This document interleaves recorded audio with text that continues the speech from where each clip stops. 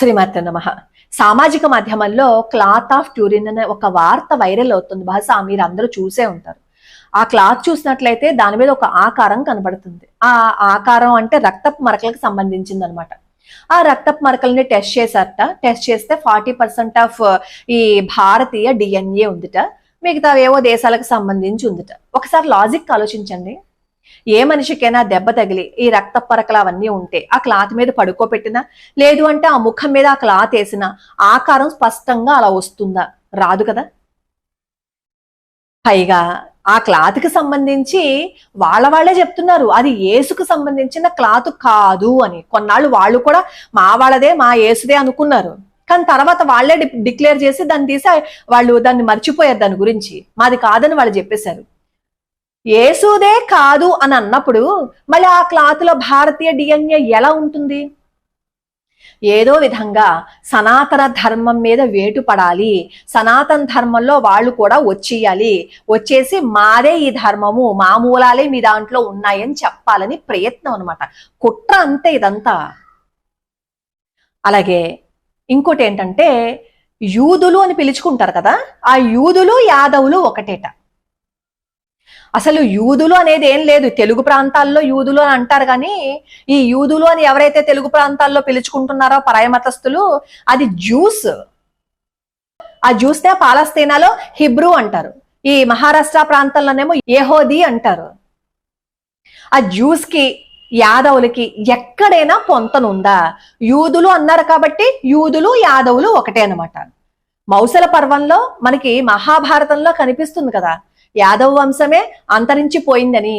మరి అంతరించిపోయినప్పుడు మళ్ళీ ఆ యూదులే యాదవులని రెండింటిని ఎలా కలుపుతారు? అంటే యూదు అని ఉంది కాబట్టి వీళ్ళు అనుకుంటున్నారు కాబట్టి, యాదవులు అని ఉంది కాబట్టి రెండింటినీ కలిపేసి యూదులే యాదవులు ఒకప్పుడు, వాళ్ళందరూ యాదవులే.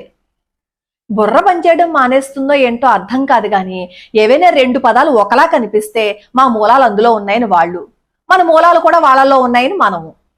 అలాగే కృష్ణ, ఈ కృష్ణకి యేసుకి రెండింటికి లింక్ కలిపేస్తున్నారు. ఎందుకంటే యేసు క్రీస్తు అని ఉంటుంది కదా, అసలు యేసు క్రీస్తు కాదు. క్రైస్ట్ అనేది ఒక గ్రీకు పదం, దానికి అర్థం అభిషిక్తుడు. యేసు జీసస్ అంతే. చివర క్రైస్ట్ అనేది వాళ్ళు తగిలించుకున్నారు. క్రైస్ట్ ఉంది కాబట్టి కృష్ణ, ఈ ఇద్దరు ఒకటే. పశువుల్ని కాస్తాడు కృష్ణుడు, మా క్రైస్ట్ కూడానేమో పశువుల కొట్టంలో పుట్టారు కాబట్టి ఇద్దరు ఒకటే.